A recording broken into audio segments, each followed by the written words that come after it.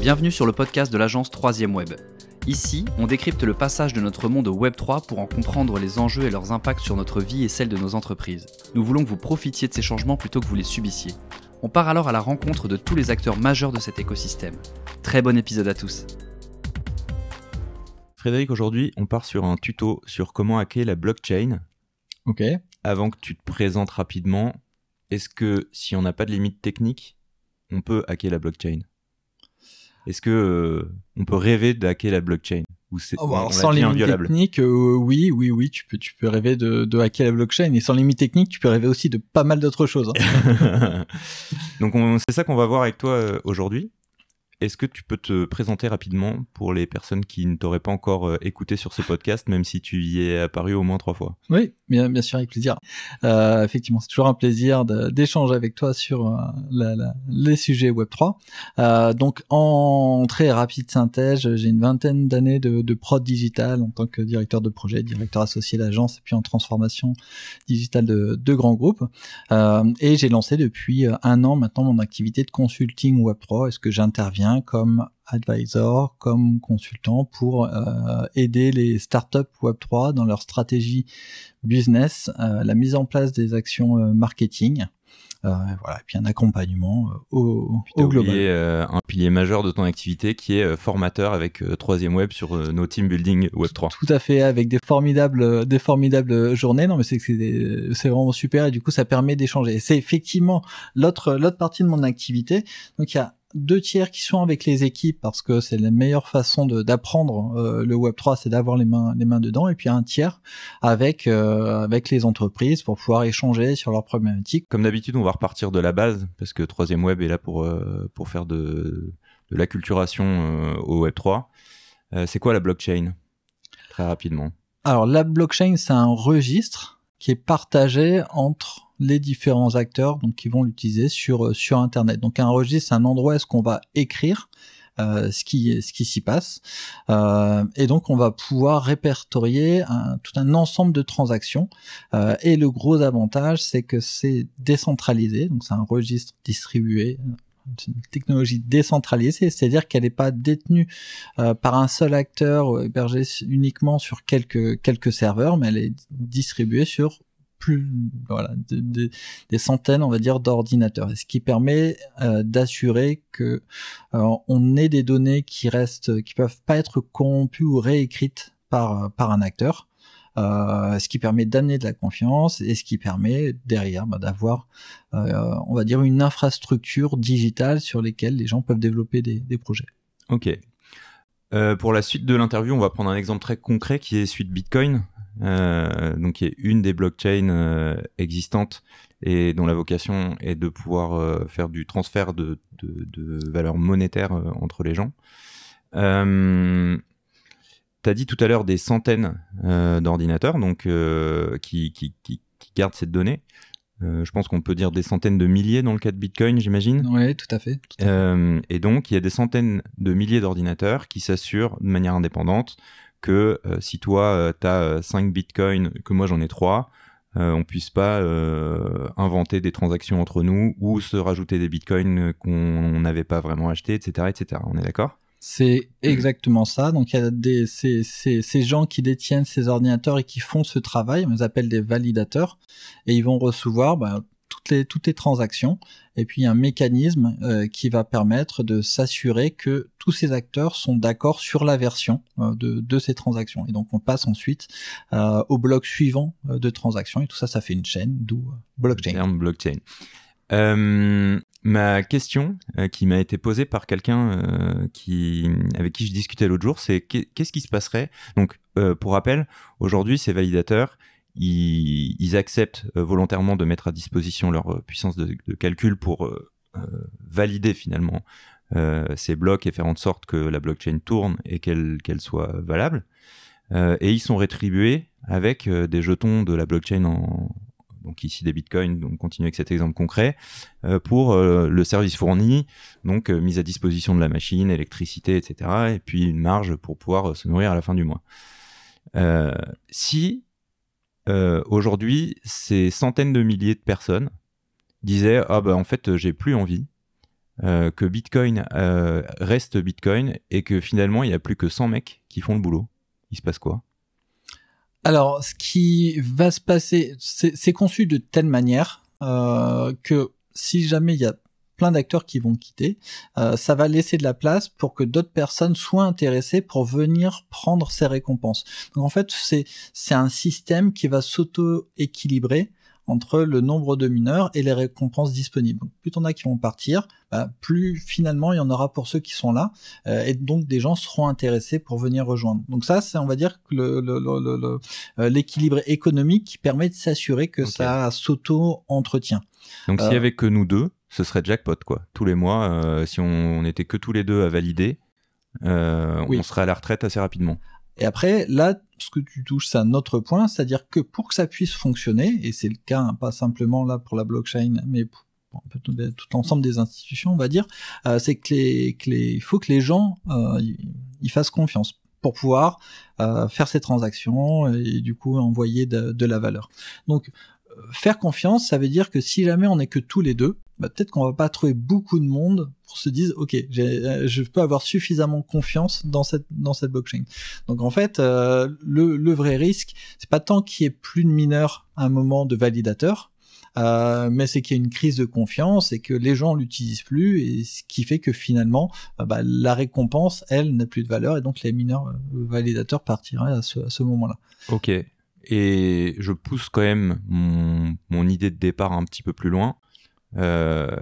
Si l'argent ne valait plus rien du tout dans le monde, je sais pas pourquoi, est-ce qu'il y a quand même un seuil critique où la blockchain, elle se met en drapeau si elle se dit mais en fait j'ai beau avoir promis les meilleures récompenses du monde, il n'y a plus personne pour valider, stop quoi. Ouais, alors là, c'est toujours. On n'a jamais eu un cas comme ça, en fait, d'un projet blockchain. Quand tu parles de l'argent, tu parles de la valeur du token? En fait, du fait qu'à un moment, ça devient. Il se passe un truc qui fait qu'on n'a plus assez de validateurs. Et t'as beau avoir mis. Parce que donc là, je comprends bien, dans le cas de Bitcoin, moins t'as de validateurs, plus ils gagnent d'argent, donc ça en fait rentrer des nouveaux, et puis du coup, ça baisse, et puis ça se régule tout seul. La question qui m'a été posée, c'est. Hypothétiquement, qu'est-ce qui se passerait si une blockchain mainstream, donc qui est utilisée, tout d'un coup se retrouvait avec un nombre très très faible de validateurs? Eh ben, écoute, on a beaucoup de cas comme ça parce qu'il y a beaucoup de blockchains qui se créent et toutes n'ont pas des succès d'envergure. Et donc, à certains moments, si tu n'as pas suffisamment d'utilisateurs, en leur offrant des services, des applications à utiliser, finalement, la blockchain en elle-même va pas générer des frais de transaction, donc va avoir moins de valeur à distribuer aux validateurs, et donc finalement ça va s'étioler, et petit à petit finalement il y aura plus grand monde dessus, que ce soit des utilisateurs, des développeurs et ensuite des validateurs. C'est pourquoi on voit souvent par exemple ce qu'on appelle les testnets ou des campagnes d'airdrop ou des incitations à venir tester ou utiliser et qui sont promues généralement par les blockchains, par des gros protocoles. C'est parce qu'elles ont tout intérêt à faire venir des développeurs pour qu'il y ait une offre suffisante sur la blockchain et de manière à attirer du public et donc de faire grandir. Donc il y a des chaînes qui vont avoir on va dire des cas d'usage qui sont pas forcément pérennes. Il y en a d'autres qui, là, pour le coup, sont beaucoup plus importantes et dans lesquelles on a plus de confiance, comme Ethereum. Donc voilà. Donc, mais oui, ça a existé. Et puisqu'on parle de ça et qu'on parle de hack, il y a le cas de la blockchain Harmony qui était plutôt dédiée au jeu, qui a subi un hack du bridge. Alors le bridge, c'est quoi? C'est une passerelle qui te permet d'envoyer des fonds par exemple de la blockchain Ethereum vers cette blockchain.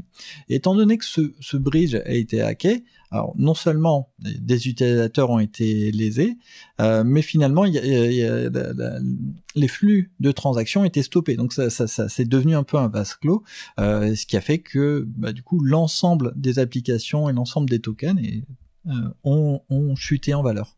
Ok. On revient du coup sur Bitcoin pour toujours rester dans le concret. Ça a cette réputation d'inviolabilité. Mm-hmm. Est-ce que c'est inviolable à 100% est-ce que cette réputation est justifiée? Est-ce qu'il y a un seuil d'inviolabilité? Est-ce qu'aujourd'hui, tu dirais que c'est inviolable? Aujourd'hui, je dirais que c'est inviolable.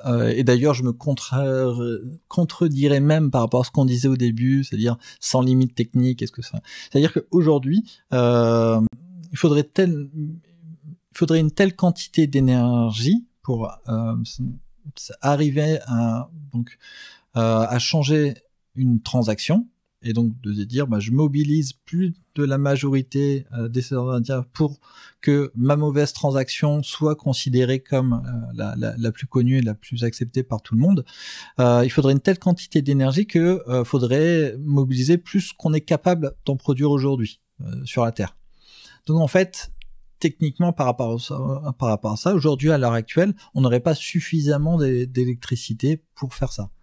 Donc, alors attends, justement, on va rentrer dans le détail de cette histoire. C'est-à-dire que le coût pour mobiliser cette énergie, ces ordinateurs et faire ça serait supérieur en fait aux bénéfices qu'on pourrait en retirer. Donc on continue à s'affranchir de ce genre de limites justement. Qu'est-ce qu'il faudrait faire? Et on terminera effectivement sur voilà pourquoi est-ce que, admettons que donc je te donne pas de limite d'argent et je te donne pas de limite d'énergie. Je te donne pas de limite technique du tout. Qu'est-ce que tu fais pour hacker Bitcoin? Comment ça se passe concrètement en fait? Qu'est-ce que tu mets en place? Concrètement, je crée un nombre important de validateurs, donc des gens qu'on appelle les mineurs également, mais qui vont faire ces preuves de travail. Et du coup, j'en monte plein, mais alors plein.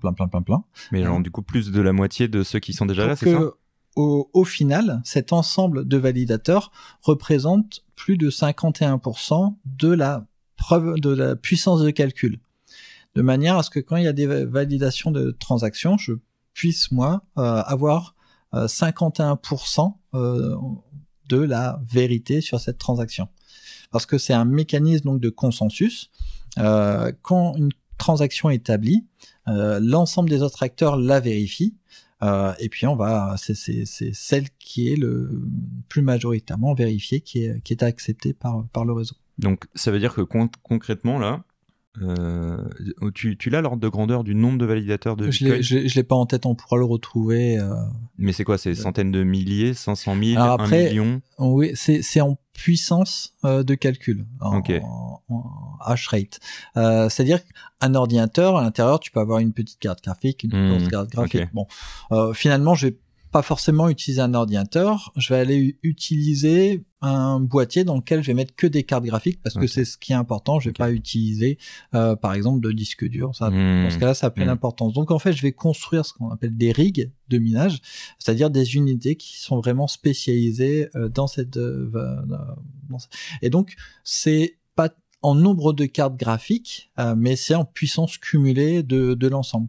C'est pour ça que l'année dernière, il y a eu un pic au niveau du marché et il y a eu un pic au niveau des prix des cartes graphiques qui étaient très recherchées justement parce que à ce moment-là l'électricité est moins chère, le cours était plus haut, donc c'était intéressant pour tout le monde.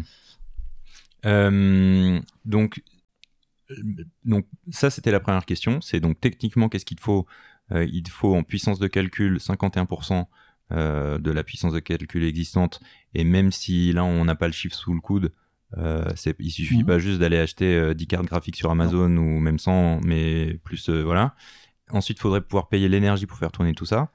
J'ai deux autres questions. Pourquoi est-ce que c'est 51% et on s'est pas dit en fait il faut qu'il y ait 75%, enfin tu vois, 75% par exemple, t'augmentes encore la sécurité en te disant 51% t'es juste à la limite de la validation.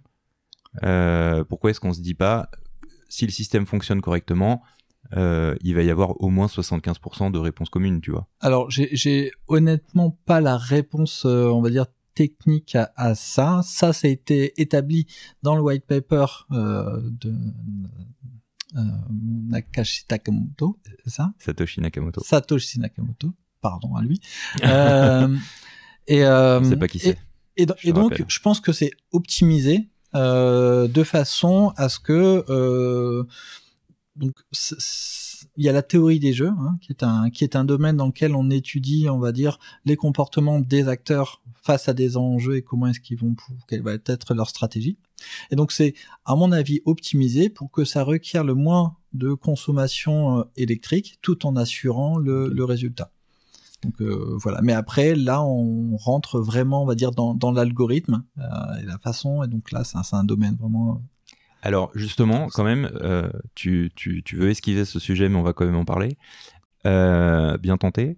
J'imagine qu'une fois que tu as ta puissance de calcul, il suffit pas de la mettre à disposition. Il va falloir que tu ailles trafiquer quelque chose dans le code de fonctionnement de la blockchain pour lui dire, bah, en fait, tu valides pas... ce que je veux dire, c'est que les validateurs, ils ont limite pas bossé pour faire tourner la machine. Ils font tourner ils font tourner un script, ils mettent à disposition leur puissance de calcul pour exécuter ce script et ils ont une rétribution.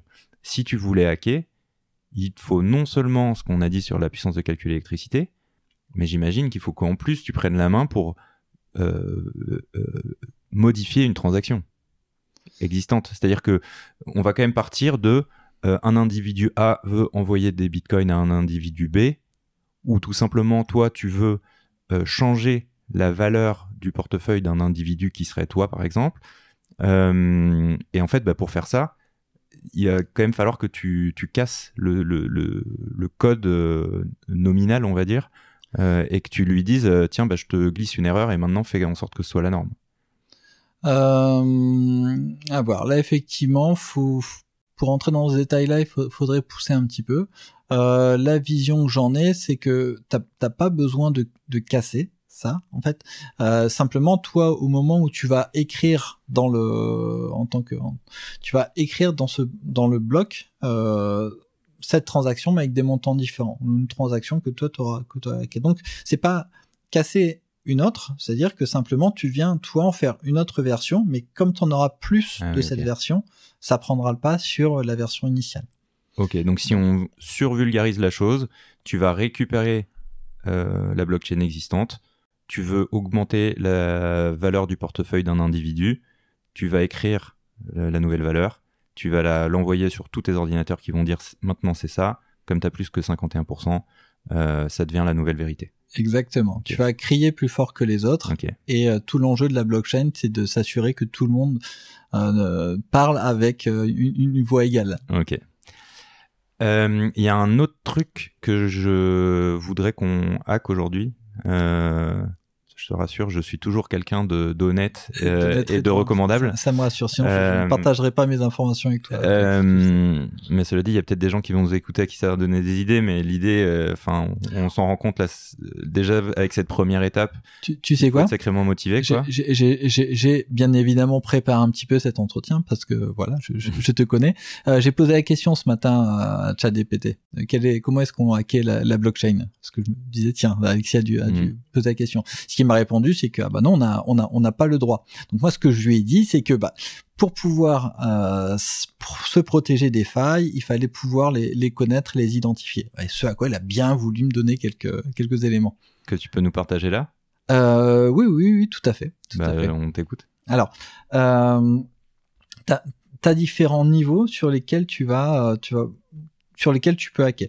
Tu as le niveau vraiment, on va dire, infrastructure, et c'est celui dont on vient parler, là vraiment avec, on va dire, de manipuler le consensus pour toi. Après, il y a des choses un peu plus, on va dire, un peu plus fines et qu'on peut rencontrer même dans la vie de tous les jours. Alors, j'ai employé un mot technique qui s'appelle le front run, c'est-à-dire le fait que moi, j'envoie une transaction pour acheter quelque chose à un certain prix. Et puis, il y a des personnes qui vont avoir la capacité d'aller plus vite et donc de l'acheter à un prix auquel moi je voulais l'acheter, et finalement comme il a fait un volume d'achat, ça fait augmenter le prix et ma transaction elle est surélevée par rapport à ce à quoi je m'attendais. Donc en fait c'est passer devant quelqu'un pour aller effectuer la transaction, et ça peut avoir comme conséquence que moi je vais payer un prix plus élevé au final parce que c'est une place de marché où ça s'achète et se vend. Donc ça veut dire que par exemple, restons sur l'exemple du Bitcoin. Toi, tu vas vouloir acheter un Bitcoin à une valeur donnée, Et au moment où tu vas cliquer sur « Je l'achète au prix de marché », il y a un petit malin qui va passer devant toi, qui va faire une action qui va modifier son cours. Alors, qui va, lui, oui, mais ça invalide ta transaction, du coup. Non, il va juste se dire, bah non, en fait, c'est plus le bon prix. T'as deux choses qui sont possibles. C'est-à-dire que ça va invalider ta transaction et finalement, elle va être en échec. Et le beau NFT que tu auras voulu acheter ou le token qui vient juste d'être lancé, bah tu vas le regarder passer. Ou alors, il y a, étant donné que quand j'achète et que je vends des tokens, c'est une place de marché avec des gens qui vendent, des gens qui achètent. Tu peux dire, bon bah moi je veux que acheter à un prix et j'accepte qu'il y ait 1% en plus, 1% en moins, c'est toujours en plus. Ou alors là, c'est un marché qui est un peu plus compliqué, j'accepte 10%. Et ben dans ce cas-là, la transaction peut passer, mais tu payes au prix fort. Ok, d'accord. Et il y a une police de la blockchain qui vérifie que ce genre de pratique ne donne pas la norme. Aujourd'hui, il y a des communautés qui regardent tout ça, qui s'entraident et qui conseillent et qui permettent d'y voir plus clair, déjà de comprendre et ensuite d'avoir on va dire les bons réflexes. Donc en termes d'architecture technique, il y a ce côté-là, on va dire validation des blocs qui parfois peut être joué de cette manière-là. Après, tu peux avoir des défauts dans le code des smart contracts qui sont pas forts. Alors, peut y avoir des défauts techniques qui permettent à des gens de s'introduire, d'avoir accès à des clés privées, mais parfois c'est aussi dans la tokenomique, c'est-à-dire dans l'économie des tokens, et qui vont pouvoir faire des opérations alors là de flash loan, qui est un prêt éclair grosso modo, et donc de pouvoir, grâce à cette technique, aller siphonner un protocole qui a une réserve de liquidité. Okay. Donc ça, c'est d'autres choses. Et puis là, les victimes sont les utilisateurs, et puis aussi les projets en eux-mêmes. Parce qu'après, bon voilà, crise de confiance, etc. Et c'est souvent des gens qui ont bossé très dur pour en arriver là. Donc ça, c'est la partie architecture. Il y a ensuite le user et son wallet. Là, j'allais venir, voilà, non, mais là, tu me coupes l'herbe sous le pied, là. L'autre niveau, après, c'est au niveau du projet en lui-même. Donc, des gens qui vont faire des projets, soit qui sont montés comme des arnaques, ou même le faire avec pas suffisamment de garde-fous. Donc voilà, architecture, wallet, projet. Et il pourrait y avoir un quatrième niveau qui est un peu plus général, on en a parlé avec les DAO, c'est-à-dire sur une gouvernance, de pouvoir posséder suffisamment de poids dans cette gouvernance pour faire passer des propositions en sa faveur, qui est, alors c'est pas vraiment un hack, mais en tout cas qui est aussi d'avoir pensé le projet pour pouvoir altérer sa course de départ. Oui, puis c'est donc on pourra y revenir, mais peut-être que tu parlais du wallet. Exactement. Donc petite définition. Pour ceux qui savent pas, le wallet, c'est ce qui permet en fait de stocker ses propriétés digitales dans la blockchain, et pas seulement du coup ses cryptos, mais aussi ses NFT, etc. Donc c'est vraiment un portefeuille, hein, ça porte bien son nom. Et comme dans un vrai portefeuille, on peut y mettre des pièces, des photos, ce qu'on veut.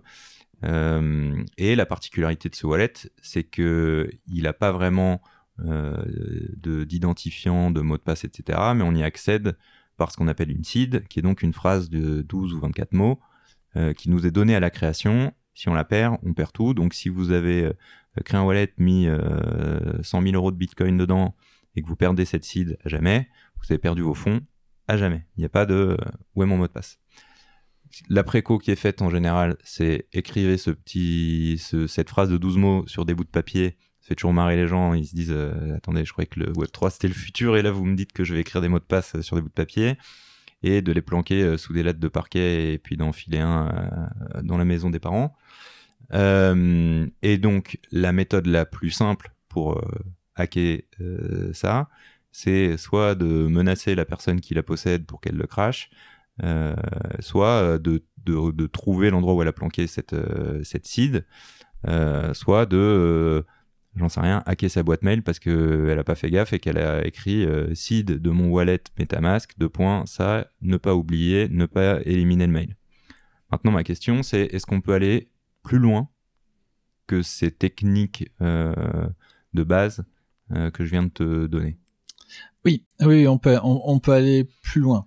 Alors, un petit peu de suspense avant que je te le dise. Sur la partie, on va dire, sécuriser son wallet, oui, c'est tout ça. Donc, ne jamais donner sa seed à qui que ce soit, parce que une façon d'y accéder, c'est également, par exemple, sur des forums, où est-ce que quelqu'un va dire, bon bah voilà, moi je vais t'aider, je vais me faire passer pour l'assistance ou le support de MetaMask, par exemple, ou du projet, et je vais t'accompagner dans cette démarche. Et dans ce cas-là, c'est du hack humain, et donc par ce biais-là, on peut récupérer. Donc ne jamais croire ça.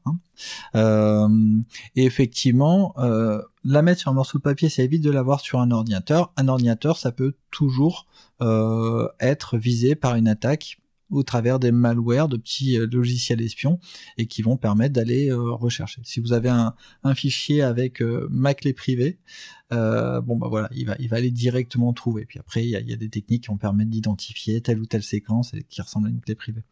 Puis tout bêtement, voilà, ça peut aller très vite. Si c'est sur le disque dur de l'ordinateur et qu'il tombe en rade total, c'est perdu aussi, quoi. Et alors ça en plus. Donc dans les bonnes pratiques, effectivement, les créations en papier dépend selon le montant que tu as sur ton wallet, utiliser un ordinateur qui soit spécifique là-dessus, sur lequel tu es sûr que tu fasses pas de navigation internet et que tu vas utiliser que pour ça. Donc ça pour un utilisateur, on va dire lambda, c'est peut-être un peu trop, mais c'est quand même la bonne démarche. Et après, quand on a des wallets qui sont plus importants ou quand on est une entreprise, là pour le coup, ça devient vraiment indispensable. Un disque dur, ça suffirait pas? Tant que tu le débranches et que tu le connectes vraiment au moment où il a accès. Ouais, c'est ça, ouais. Mais sans se dire j'ai un ordinateur dédié, parce que pour le coup, un disque dur, maintenant, je sais pas, pour 20 €, tu dois avoir un disque dur suffisant pour stocker ça, quoi. Si ton ordinateur que tu utilises au quotidien a un logiciel espion, au moment où tu as branché ton disque dur, tu pourrais le faire de la même manière. C'est pour ça que une des précaux, on va dire, techniques, à partir du moment où vous voulez faire les choses... on va dire déjà de façon poussée, des choses à faire déjà un peu, c'est de prendre son ordinateur, de repartir de zéro, et ensuite de mettre uniquement les logiciels dont vous avez besoin, et ensuite vous le connectez juste quand vous avez... Comme ça, vous êtes sûr que vous n'avez pas été sur tel ou tel site avec un risque d'avoir. Okay. Maintenant, pour en revenir à ta question de... je peux juste faire un petit témoignage. C'est que l'autre jour, je me suis noté qu'il fallait que je la note sur un bout de papier. Et donc, elle est écrite dans un bloc-notes sur mon ordi. Et donc, j'ai ouvert, je l'ai pas recopié sur le bout de papier. Et j'ai acheté un nouveau Mac. Il y a un truc qui a merdé, j'ai appelé l'assistance, partage d'écran. Et à un moment, je lui partage mon écran. Et là, bim, sur l'écran, le bloc-notes avec toutes les infos, quoi. Et donc là, je peux témoigner de la bonne pratique. Ouverture d'un nouveau MetaMask immédiatement, transfert des fonds, et on n'en parle plus. Mais en fait, j'avais oublié que ce truc-là était ouvert depuis quelques jours. En plus, c'était sur mon ancien ordi. Sauf qu'avec la migration, il a tout remis exactement comme c'était pareil. Les mêmes trucs ouverts au même endroit. Un problème de connexion avec je sais pas quoi. Il me dit, je peux prendre le contrôle. Il prend pas le contrôle, mais partage écran. Et puis là, à un moment, je ferme une fenêtre. Et puis là... les 12 mots qui étaient là, servez-vous. Effectivement, ça peut aller vite. Alors, dans le même type d'exemple, parfois il y a des gens qui ont pu se faire avoir parce qu'ils ont pris une photo de leur bureau pour partager. Voici mon ordinateur, j'ai commencé chez moi, etc. Et puis il y avait un papier avec. Petit post-it. Après, il y a des personnes qui ont utilisé cette technique-là en mettant l'acide d'un faux wallet, un peu comme un pot de miel, pour attirer et de dire je vais voir qui va aller dessus et essayer d'identifier les gens. Ou parce qu'il y a des hackers qui font ça totalement vénal, etc. Il y a des gens qu'on appelle les white hacks, hackers, qui et c'est la majorité des devs, faut pas se tromper là-dessus. Ok, intéressant. Et donc maintenant qu'on a vu ces mauvaises pratiques qui pourraient conduire à perdre ses fonds sur son wallet, est-ce qu'il y a des Est-ce qu'on peut aller choses plus où loin tu as été irréprochable et malgré tout, on arrive à retrouver cette seed? Non, Ou comme avec l'histoire du départ, si tu mettais un ordinateur qui commence à tester toutes les combinaisons possibles, il faudrait 5000 ans et 3 centrales nucléaires là, pour y arriver. un truc sur lequel faut faire très attention. Donc, même si j'ai un ordinateur qui est propre, même si j'ai un MetaMask avec une clé bien planquée, etc. Alors déjà, la première chose, c'est qu'il faut avoir plusieurs portefeuilles, d'accord, en termes de sécurité. Il y a ce qu'on appelle des portefeuilles froids, cold wallet, qui eux, on peut les brancher comme tout à l'heure et qui vont effectuer que des transactions et que tu défais. Donc ça, c'est Ledger. D'autres font ce type de produit. Et donc ça, c'est important parce que ça permet de sécuriser. Ensuite, même cet objet-là, vous pouvez le mettre facilement dans un coffre, etc., selon ce que vous voulez faire. Donc, vous pouvez avoir... Juste pour ceux qui savent pas, c'est juste que tu te retrouves avec un portefeuille physique, une clé USB physique qui fait portefeuille, quoi. Sauf que la remarque que j'ai à faire à ça quand même, c'est que autant recopier ma seed, donc ma clé privée, sur 5 papiers pour pouvoir y accéder depuis n'importe où, ça me semble relativement safe. Tu fais tomber ta clé dans les égouts, c'est perdu, quoi. Oui, voilà, toi de voir comment tu choisis de gérer ça. Est-ce que je vois pas le plus que ça apporte en fait? Le fait que ce soit déconnecté d'Internet et donc inaccessible. Mais mon morceau de papier aussi, il est déconnecté d'Internet. Sauf qu'en plus, je peux le copier et le mettre dans 3 ou 4 endroits différents. Oui, tout à fait. Mais sur ta Ledger, tu peux avoir plusieurs wallets. Et donc, ça a l'avantage de simplifier. Le Ledger, c'est une clé USB dans laquelle tu as installé plusieurs wallets. Donc après, effectivement... Je vois ça comme une augmentation du risque pour moi, mais de tout perdre en tout cas. La balance est toujours entre confort d'utilisation et sécurité maximale. Donc après, enfin voilà, moi je connaissais un dev, il avait un mot de passe sur sa clé USB où il y avait tous les autres mots de passe. C'était une clé très compliquée et chaque jour il a changé. Chaque jour de sa vie. Voilà, et après, bon, là au moins il est en confiance. Ouais, mais s'il perd sa clé USB, oui. La porte est fermée à jamais, quoi. Et en fait, c'est ça que je trouve pas après, rassurant avec le Ledger. Toi, au jour le jour, c'est-à-dire si tu veux l'utiliser, tu serais obligé d'avoir différentes clés privées à rentrer à chaque fois, différentes seeds, selon tes cas d'utilisation. Donc, encore une fois, c'est confort et sécurité maximale. C'est pas tellement pour une... Bon, déjà... Parce que tu refais la réinstalle aussi à chaque fois. C'est-à-dire que comme tu... Là, par exemple, tu dis, j'ai ma clé privée sur un papier. Ok. Mais cette clé privée, tu dois la rentrer dans ton wallet. Donc, ton wallet, il est où? Sur l'ordinateur. Donc, à chaque fois, ça veut dire soit que tu recrées ton wallet. Donc, dans ce cas-là, ça serait... Mais tu t'en sers tous les jours de ton wallet, toi? Alors, toi, peut-être, en fait, mais... Encore entre... Alors, maintenant, ça devient un triangle entre confort, sécurité maximale, et puis après, type d'usage.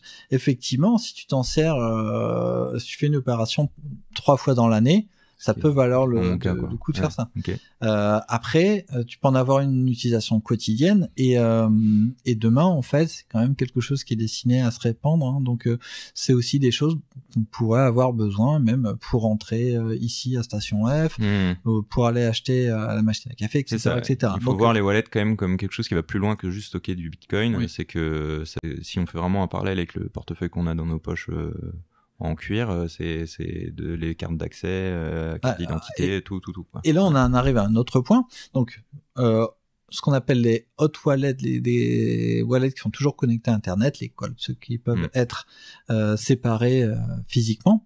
Et après, il faut en avoir plusieurs. Parce que tu vas avoir un MetaMask, ça va être ta réserve. Et un autre sur lesquels tu vas pouvoir faire des échanges. Peut-être un autre où est-ce que tu vas collectionner plutôt tes NFT. Okay. Et un autre où tu vas dire, celui-là, je vais pouvoir les tester dans des endroits qui sont pas aussi sécurisés. Donc, en fait, tu peux en avoir plusieurs. Ouais, comme ça ils sont hermétiques et si t'as envie de... Ouais, voilà. Si jamais tu perds ta clé, si jamais tu te fais hacker, tu as un risque qui est limité à ce wallet. Okay. Et si tu réfléchis bien, quand tu te déplaces dans la vie courante, t'emportes pas forcément tous tes moyens de paiement, ni on va dire ton livret A. Ouais, c'est ça. Ouais. Et quand tu vas sortir en boîte dans des endroits malfamés, Alexis, de la même manière, bah, tu vas pas emporter forcément tous tes moyens de paiement. Plus précieux, bien sûr. Voilà. Ouais. Et donc là, c'est un peu la même chose, et il faut vraiment dire quel est mon usage. Et puis après, je vais apprendre aussi au fur et à mesure, mais vraiment essayer d'avoir plusieurs wallets, c'est une bonne chose à faire. Ok. Et donc là, je reboucle. Et c'était très bien. Merci d'ailleurs d'avoir fait cette distinction entre cold wallet et hot wallet. Pas de souci. Je suis là pour ça. Ouais, je sais. Mais je sais que tu apprécies beaucoup les compliments. Mais ma question, c'est donc dans le cas du hot wallet, qui est donc toujours connecté à Internet, et pour lequel j'ai mon petit bout de papier, mais je le connais par cœur et je l'ai bien mis en sécurité chez moi. Est-ce que il est techniquement possible, autrement qu'en me menaçant avec un pistolet en venant chez moi ou en retrouvant le papier que j'ai caché au bon endroit chez moi, de me le faire hacker? Oui. Et est-ce qu'on est dans le même cas qu'au début de notre interview, où il te faut 18 millions d'ordinateurs et 3 centrales nucléaires? Non, c'est très simple. Hein. C'est même des choses qu'on peut, qui se retrouvent qui techniquement sont relativement faciles à faire. Inquiétant ça, j'aimerais en savoir plus. Ah bon? Bah, je viens de taper sur le Ledger en disant c'est horrible si je perds ma clé USB, mais là t'es en train de me dire que même ma SID, ma clé privée. Alors non, on prendra pas ta SID. Par contre, toi, tu vas donner le contrôle sur ton portefeuille. Et voilà, de façon très volontaire.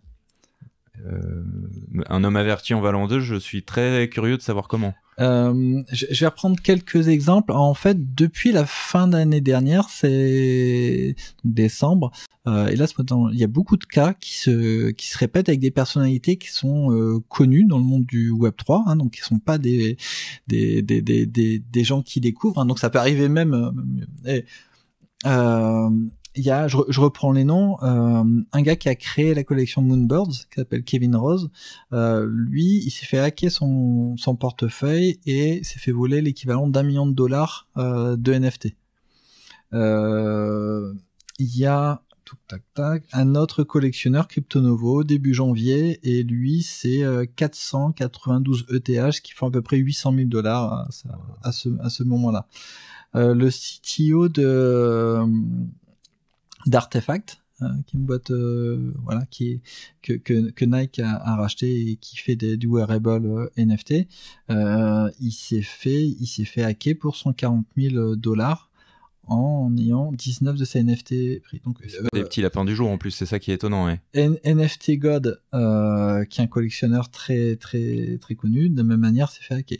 On a un membre de la NFT Factory qui en décembre s'est fait hacker et donc qui a perdu aussi son NFT demande de NFT Factory. Donc bon, on se connaît, tout ça, on résout ça. Mais en tout cas, également une autre personne à qui c'est arrivé récemment. Donc beaucoup de cas qui se multiplient et qui utilisent souvent quelque chose qui est commun, c'est-à-dire de t'amener à autoriser au travers de ton MetaMask à accepter une transaction ou à accepter une signature. C'est-à-dire que tu vas arriver à un endroit et on va te dire bon bah voilà, est-ce que tu acceptes de rentrer sur le site et il faut signer certificat.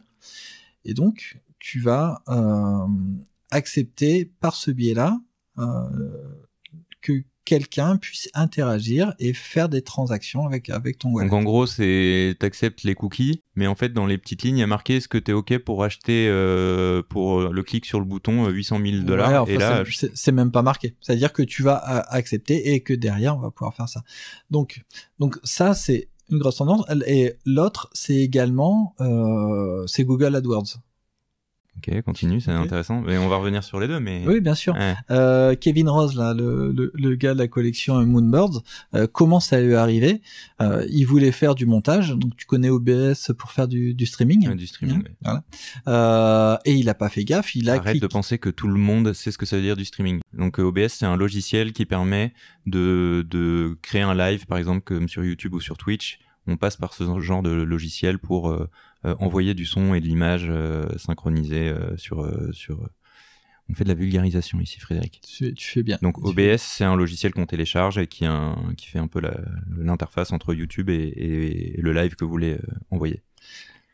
Donc, ils veulent télécharger, c'est un logiciel qu'on peut télécharger librement, donc ils tapent sur Google, ils voient le premier lien, ils cliquent dessus et ils téléchargent OBS. Simplement, dans cette version d'OBS, il y avait un malware qui du coup a scanné son ordinateur et a pu derrière prendre le contrôle lors de sa session et d'effectuer ces transactions. Donc on retrouve le côté. Alors attends, juste précise parce que pour ceux qui n'ont pas capté, c'est des gens qui achètent des mots-clés, donc par exemple avec OBS sur Google, comme ça ils remontent tout en haut de la recherche où il a dû vouloir marquer télécharger OBS, vous cliquez sur télécharger OBS, sauf que c'est pas OBS qui a créé l'annonce, on arrive sur un site qui ressemble super bien fait, mais qui n'est pas le site officiel, et là vous téléchargez le logiciel en pensant que c'est le bon, et en fait c'est une version infectée. Et une autre façon de faire ça, c'est t'achètes des mots-clés qui vont usurper l'identité du site sur lequel tu vas acheter tes NFT. D'accord ? Donc de la même manière, il apparaît en haut des résultats, et tu vas aller sur ce site, tu vas l'utiliser en pensant que c'est le site normal, et ce faisant, finalement, tu vas autoriser des transactions sur un site de ce site frauduleux vers ton portefeuille, et qui lui va pouvoir se servir comme il veut. Donc méfiez-vous des liens. Prenez toujours les liens officiels, c'est vraiment, vraiment, vraiment important.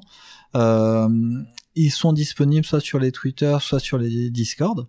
D'accord. Donc vraiment, faut suivre ça et parce qu'il y a des gens qui utilisent ces techniques-là sur les AdWords, mais il y a aussi également d'autres techniques. Par exemple, un des risques qu'ont les projets, c'est de se faire hacker leur Discord ou leur Twitter. Et donc, j'arrive à avoir accéder au Discord, je remplace le lien officiel par mon lien, et je vais dire à la communauté, vite, là, il y a un truc à faire, allez-y, et donc tous les gens qui vont passer par ce lien vont se faire avoir. Un des gars dont je parlais tout à l'heure, c'est ce qui lui est arrivé, donc son tweet, donc un logiciel s'est introduit, a permis d'avoir accès à son Twitter, et donc du coup s'en est servi pour diffuser le mauvais lien. Donc lui a été lésé dans l'histoire, mais aussi l'ensemble de sa communauté et sa relation avec la communauté. Et la relation en plus, ouais. Il y a plus que des histoires d'argent. Est-ce que c'est vraiment très intéressant. Est-ce que tu peux... Donc, dans le cas de... je voulais acheter sur un NFT sur... nftstore.com et le mec il a acheté l'URL nftstore sans le e.com, il a refait le site exactement pareil, j'achète, je me suis fait avoir, c'était un faux, comme je peux très bien me faire avoir en achetant un article qui est supposé d'origine sur Le Bon Coin et en fait non. Dans le cas de j'arrive sur un site et j'accepte je sais pas quoi et ça me détrousse, le mec comment en fait c'est ce que tu disais tout à l'heure, l'exemple que j'ai donné, je pense qu'il doit être pas très loin de ce qui se passe, c'est que tu acceptes des cookies, alors ça doit pas être des cookies, et en fait tout ça, ensuite ça te siphonne ton portefeuille. En fait, tu donnes l'autorisation à un moment, donc que l'application interagisse avec ton wallet. Donc c'est pour ça que si vous avez utilisé certains d'entre vous des sites de finances décentralisés, de DeFi, souvent vous avez un bouton qui dit approuver les transactions avec, par exemple, Ethereum ou BTC, vous approuvez et ensuite vous pouvez faire la transaction. D'accord ? Et c'est cette approval, qui va permettre à des gens qui sont mal intentionnés derrière de pouvoir faire tout un ensemble de trucs. Et donc si on revient sur tes experts en NFT, ils sont allés sur un site. Donc c'est toujours le même schéma. Ils sont allés sur un site qui était supposé être de confiance, sur lequel ils avaient prévu de faire des transactions. Ils ont donné le feu vert pour faire des transactions, sauf que c'était. Cas, ouais. Et donc, est-ce que ça veut dire, par exemple, qu'aujourd'hui sur OpenSea, donc une place de marché où on peut acheter et vendre des NFT, on s'y connecte avec son wallet, ce qui est donc. Et donc là, je prends mon cas. Donc aujourd'hui, moi, quand je vais sur OpenSea, tout en haut à droite, il y a mon wallet, tout est connecté. Et effectivement, de mémoire, à chaque fois que je vais faire une transaction, je vais revalider le fait que je suis d'accord, non ? Tu valides ta transaction. Par contre, tu as pu, alors sur OpenSea, je sais pas, mais maintenant, souvent, au démarrage, tu as une signature qui te permet d'authentifier la relation. Et cette signature-là peut poser problème. Et ensuite, la validation de certaines transactions peut poser problème. C'est deux choses différentes.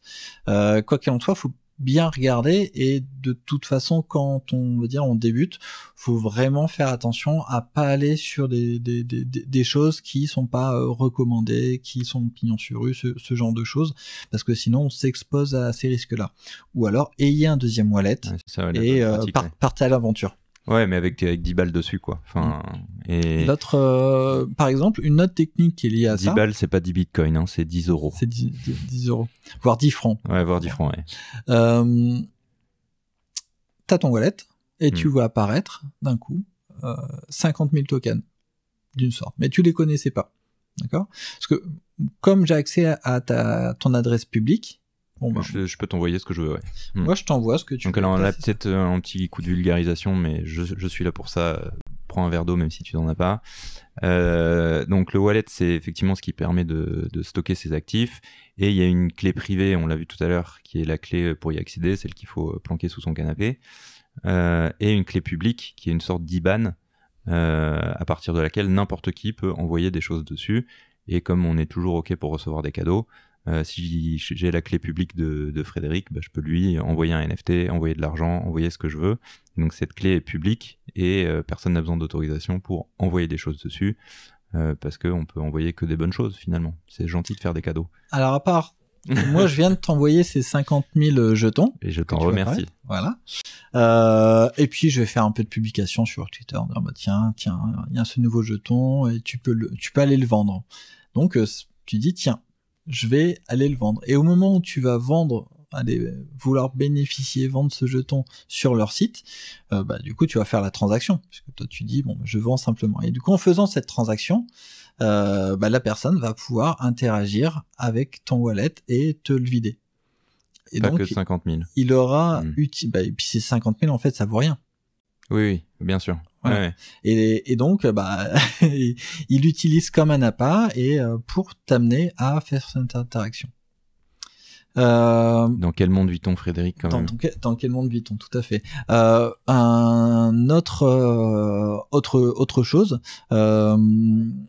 des gens vont promouvoir un projet, ça a l'air intéressant, ils vont pouvoir te permettre d'acheter le jeton, très bien, et en fait, c'est une arnaque, le jeton, c'est un jeton que tu peux pas transférer.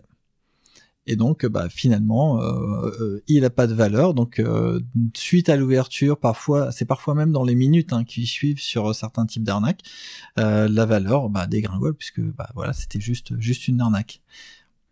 Oui, mais ça, tu pourrais dire qu'il n'y a pas besoin de... Enfin, il pourrait, sans que le jeton soit très particulier, il récupère les fonds, il ferme tout et puis il part avec l'argent finalement. Enfin, là, c'est plus une histoire. Alors ça, et du coup, c'est la dimension projet, c'est-à-dire que en termes de hack entre guillemets, au niveau du projet, il peut y avoir toute une série. Ça peut être des gens qui montent vraiment des arnaques volontaires comme ça. Ça peut être des choses un peu plus sophistiquées qui vont passer par des influenceurs qui vont faire monter le cours, mais qui vont et l'équipe va se servir en premier et donc tout le reste. Donc un schéma, on va dire de Ponzi classique. Parfois, c'est aussi ce qu'on a. Il y a un projet qui marche bien, d'accord, même un grand projet, et puis à un moment, un des investisseurs ou un des membres de l'équipe qui a beaucoup de tokens va dire bon bah là, moi je vais prendre mes profits. Et comme il a une masse qui est énorme, bon bah voilà, hop, ça va faire baisser le cours, et là, ça sera compliqué pour les investisseurs qui sont plus élevés. Donc par rapport à ça, il y a des solutions qui sont mises en place dans les projets pour dire bon ben voilà, l'équipe n'aura pas le droit de vendre et seulement à partir de telle période et seulement sur tel montant. Comme ça, tout le monde voit à quel moment la valeur peut baisser éventuellement, on s'y prépare. Donc ça fait partie des bonnes pratiques qui sont mises en place et ça fait partie des facteurs qu'il faut pouvoir regarder dans un projet. Donc là, de la même manière, c'est compliqué au début, ça dépend du temps, de ce qu'on veut y faire, mais en tout cas, c'est important de vérifier, on va dire que c'est toute une série d'éléments qui sont à vérifier sur est-ce que l'équipe elle est anonyme ou pas, est-ce que les contrats peuvent être malicieux ou pas, est-ce que la tokenomique, donc l'économie du jeton, permet d'éviter ces ventes-là. Ok. Est-ce que tu as d'autres points à ajouter avant ma question finale ? Des sujets que tu avais préparés, des choses dont tu as envie de parler. C'est surtout de faire passer le message de faire très attention à sa sécurité, parce que voilà, il ne tient qu'à soi. On l'a vu avec FTX, il vaut mieux avoir son propre wallet et il vaut mieux commencer, on va dire, à intégrer les bonnes pratiques dès le démarrage. Ne faites pas de transactions après l'apéro, voilà, ça aussi c'est un conseil tout simple. Ça vaut pour pas mal de cas, hein, mais dans ce cas-là aussi. Et le conseil de Fred sur la blockchain et la sécurité. D'accord. Voilà. Les liens officiels. Alors, tout à l'heure je parlais de signature, et de pouvoir quelque part s'inscrire sur un site, même si c'est de façon beaucoup plus fluide. Il y a quelque chose qui permet de révoquer ces autorisations. Donc ça aussi, c'est quelque chose qui est à savoir. Il y a revoke.com, je crois, où on redonnera les URL des sites, mais qui permet de dire, bah voilà, mon wallet a été sur cette liste de sites et il reste une autorisation. Et donc, on peut le révoquer à ce moment-là. Ok. Hein, donc voilà, il y a ce qu'on appelle les shillers, qui sont des personnes qui vont venir promouvoir un projet dans des groupes sur Internet, sur Twitter, etc., et qui on va avoir tendance à pousser. Donc, il faut garder une certaine mesure par rapport à tout ça. Tous ne sont pas mal intentionnés, mais parfois, c'est des projets qui peuvent être carrément des arnaques ou des projets sur lesquels il y a une tokenomique, une économie qui est un peu biaisée, qui sera au détriment de l'investisseur individuel. Donc, on va dire que tout ça, ça va vous amener à vous dire, il y a une occasion qui est unique, il faut absolument pas que je la loupe. À partir de ce moment-là, le cerveau a tendance à se mettre en pause et finalement, voilà, on fait moins attention, on va pas prendre le temps de vérifier. C'est ce qu'on appelle le FOMO, la peur de louper l'occasion, hein, fear of missing out. Et donc ça aussi, bah voilà, faut s'en méfier. C'est pour ça. Donc et puis après, on a parlé des différents types de navigateurs. Je partagerai. Alors, il y a beaucoup de ressources, faut les regarder. J'en partagerai une qui permettent de regarder des articles, des vidéos qui expliquent pas à pas toutes ces méthodes-là, parce que ça fait beaucoup d'infos. Voilà. Alors là, il y a des moyens vachement plus simples, hein, c'est de nous appeler et puis d'organiser une petite journée de team building Web3. On se fera un plaisir de décortiquer tout ça. Mais ouais. Je vois le concept, en effet, et c'est très intéressant parce que tu vois, ça montre. Je pense que ça reste un gros frein à l'adoption, cette espèce d'obscurité sur ok, qu'est-ce qui peut se passer. Tu vois, t'as cité quand même des experts, hein, qui a priori sont super bien armés pour faire face. Moi, j'ai une dernière question pour toi qui est plus globale. Alors, ouais, si. Si, c'est le moment. Ça s'approche de la fin. Ah, ok. C'est le moment. Donc il y a une autre personne, je te redonnerai aussi ses références, qui s'est fait hacker, qui a publié un article qui est assez intéressant aussi sur les procédures. C'est effectivement sur la blockchain, c'est immuable, donc c'est perdu. Après, il y a toutes les voies de recours juridiques qui peuvent donner lieu à des poursuites tant qu'on peut attraper les gens. Il y a certains montants au-dessus desquels, par exemple, on peut solliciter des services comme Interpol. Et d'ailleurs, Interpol a lancé son service dans un métaverse aussi. Hein. Donc, il est aussi présent. Donc, ça va se développer. Donc, il y a certains recours qui sont toujours compliqués, assez longs, etc. Mais les scammers doivent savoir qu'aujourd'hui, de toute façon, voilà, ils peuvent être poursuivis, emprisonnés, etc. Et même à 5 ans aujourd'hui, il y a des procès qui ont lieu, qui sont des choses qui sont arrivées en 2017. Et peut-être un dernier point, il y a aussi pour les entreprises, parce que c'est aussi, l'utilisateur individuel, mais aussi les gens qui en entreprise se disent comment est-ce que je vais intégrer ça. Donc il y a toute cette série de bonnes pratiques qu'il y a à faire. Et après il y a tout un volet, on va dire, alors, plus du hack, mais d'usurpation de l'identité, sur lesquels on peut effectivement se faire prendre sa marque et quelqu'un va agir et utiliser la marque pour faire des actions. Et donc, il peut avoir des répercussions en termes de réputation, d'image de marque, et puis voilà, c'est la propriété de l'entreprise. Récemment, c'est hier, un jugement, donc quelqu'un qui avait fait une collection NFT qui s'appuyait sur un des sacs d'Hermès s'est fait condamner pour utilisation frauduleuse de l'identité de la marque et du produit. Donc voilà, donc il peut y avoir aussi ces types d'attaques, de hacks dont les entreprises doivent se prémunir sur des aspects légaux et puis après sur des aspects techniques. Ma dernière question, elle est un peu en dehors du sujet du podcast, enfin du thème du podcast du jour, je veux dire, ça reste quand même dans le Web3. Nous, le sentiment qu'on a, c'est que l'année dernière, on va dire jusqu'à l'été, il y a eu une sorte de hype avec l'arrivée en masse des NFT, tout le monde ne parlait que de ça, etc. Ensuite, il y a eu clairement un crash de la valeur des cryptos. Si on voit juste en termes de facilité, on en voit encore, mais à l'été, tout le monde était vraiment super intéressé par le Web3 et donc nos team building d'une journée pour apprendre aux gens comment ça marche, leur faire expérimenter des outils, ça intéressait vachement.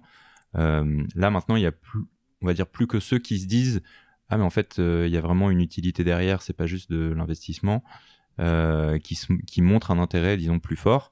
Et donc si on regarde juste simplement le nombre de leads qu'on adresse et les conversions, c'est moins bon, donc c'est moins facile.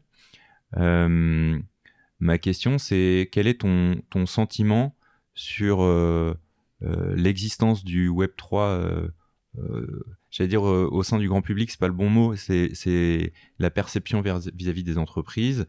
Est-ce qu'aujourd'hui les directions marketing se disent ouais mais non mais en fait enfin déjà il y a cette corrélation avec je trouve que cette corrélation en fait avec la valeur des cryptos est très intéressante parce qu'elle montre que il y a encore du boulot à faire pour comprendre aux gens que ça va beaucoup plus loin que de la spéculation en fait. Oui, alors on a le marché a été très compliqué. Alors il y a de toute façon un contexte global qui est compliqué au niveau international. Les valeurs techno américaines ont chuté aussi très très lourdement pendant cette période. Et en plus il y a l'affaire FTX et d'autres soucis comme avec un autre projet qui s'appelait Terra Luna, qui ont montré de la mauvaise gouvernance et donc aussi qui ont accentué une défiance par rapport à la crypto. Sauf que le Web3 c'est pas que la crypto monnaie quoi. Enfin. Tout à fait. Donc quelque part, tant mieux. Parce qu'il y avait aussi peut-être à un moment, on va dire un buzz excessif, et ce qui permet de voir que les gens qui travaillent sur les projets continuent à le faire, et donc à construire des choses, et ceux qui s'en servaient pour une opportunité de se faire de l'argent facilement, sont plus présents parce que il y a moins d'argent à se faire, très concrètement. Ce qui est certain, c'est que ce qu'on appelle les builders, c'est-à-dire ceux qui travaillent à développer ces applications Web3 continuent, et il y a une forte communauté, notamment en France, et qu'ils lâchent pas le morceau et qu'il y a plein de belles choses qui sont en préparation. C'est aussi l'occasion de les saluer parce que c'est pas juste de la hype, c'est pas juste de la crypto, c'est des gens qui, même dans des périodes difficiles, sur plusieurs années, s'investissent pour penser, trouver des nouvelles solutions, trouver des nouveaux cas d'usage. Sur les NFT particulièrement, oui, aujourd'hui, on peut pas juste lancer une collection, se faire l'argent. De toute façon, ça n'a déjà pas trop de sens. Et c'est l'utilité qui est recherchée, qui est visée. Et on va avoir de plus en plus de cas. Pour du ticketing, c'est déjà le cas. Ticketing achète billets pour des spectacles et qui vont continuer à se développer. Donc moi, je reste tout à fait confiant. Le marché est baissier. Il va réaugmenter. Il y aura des cycles de hausse et de baisse. Mais en tout cas, il y a des développeurs et des équipes qui continuent à travailler, des investisseurs qui continuent d'être présents, et aussi des entreprises qui avancent, pas forcément de façon très voyante ou avec beaucoup de communication, mais qui continuent de construire une innovation sur le sujet et qui se mettent en ordre de marche pour intégrer ça vraiment aux services qu'ils peuvent rendre à leurs consommateurs et des grandes marques. Il y a un sondage qui est paru récemment où est-ce que la majorité des chefs d'entreprise de grands groupes s'attendent à de toute façon intégrer cette technologie là. Donc, la tendance reste là et alors en fait, c'est intéressant ce que tu dis parce que je pense exactement comme toi et donc c'est exactement la raison pour laquelle on n'a pas arrêté nos team building, même si on passe beaucoup plus de temps à les proposer et à faire percevoir la valeur quand avant les gens se disaient j'en entends parler tous les jours, j'ai besoin de comprendre. Et effectivement, j'ai finalement pas trop de doutes. Et ce serait effectivement vraiment de l'opportunisme pur sur le fait que si ça se trouve d'ici un an il y aurait eu effectivement cet écrémage sur le côté effectivement un business qui est drivé par de l'excitation. Je pense que ça tient pas, enfin c'est pas durable. Et en revanche ce qui m'intéressait c'est de savoir si toi justement côté parce que c'est-à-dire que nous on fait du conseil, on est plus en mode conseil, et toi t'es plus vraiment en mode prod, en tout cas sur une bonne partie de tes activités. Est-ce que tu te dis oh là, dans quoi je me suis mis quoi? C'est-à-dire en fait aujourd'hui on vit sur des fonds existants.